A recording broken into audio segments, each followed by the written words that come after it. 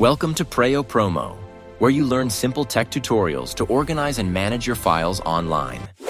Want to store your documents safely and access them from anywhere? In this tutorial, you'll learn how to upload files and folders to Google Drive quickly and easily. Step 1. Open Google Drive. Open your browser and go to drive.google.com, then sign in to your Google account. Once inside Google Drive, navigate to My Drive and click the New button on the left side. Step 2. Upload a file from the New menu. Select File Upload to open your computer's file browser. Locate the file you want to upload, select it, and click Open to start the upload process. Before we go deeper, click subscribe and join thousands of tech enthusiasts mastering their digital tools. Step 3. Upload multiple files. If you want to upload several files at once, hold the Shift key to select a group or Ctrl to choose specific files.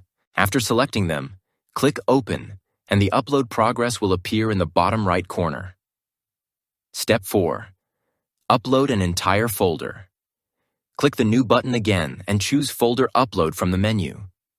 Select the folder from your computer and Google Drive will upload the entire folder with its structure intact. Step 5. Use drag and drop. You can also drag files or folders directly from your computer into Google Drive.